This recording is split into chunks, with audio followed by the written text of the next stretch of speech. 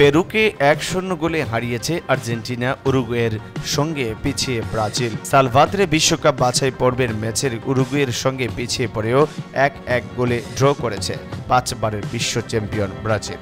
এই ড্রয়ে পয়েন্ট তালিকার 5-এ নেমে গেল সিলসাওয়ারা।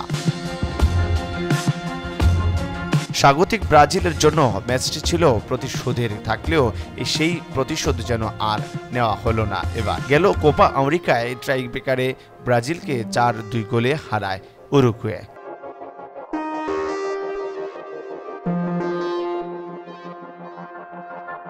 এদিকে পেরুকে 1-0 গোলে হারিয়েছে আর্জেন্টিনা।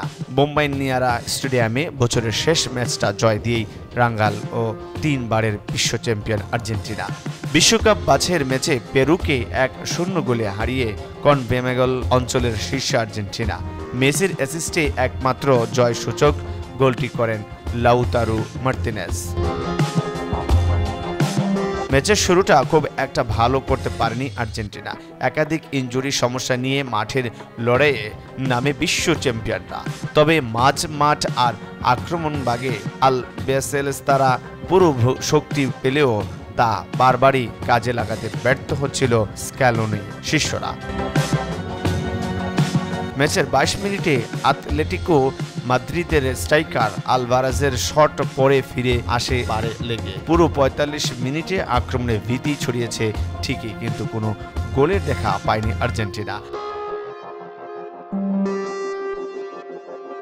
ম্যাচের প্রথমার্ধে 76% সময় বল পায় রাখলেও গোল মুখে শট ছিল একটি, আর অন্তত গোটা 6 শট তারা নিলেও সবই ছিল অফ টার্গেট। তবে প্রতিপক্ষ পেরুর গোলমুখে কার্যকরী শট একটাই নিতে পেরেছিলেন আর্জেন্টিনা। সেই কড়া কাটল দ্বিতীয়ার্ধে এসে ডি বক্সের ভেতর বল পেয়ে দারুণ এক চিপ করেন Lionel Messi. Inform striker Lautaro মার্টিনেজের সঙ্গে ভেসে করলেন দুর্দান্ত এক গোল। তাতেই ডেডলক বাংলো আর্জেন্টিনার। 55 মিনিটের সেই গোলের বছরের শেষ ম্যাচে ঘরের মাঠে জয় পেল আর্জেন্টিনা।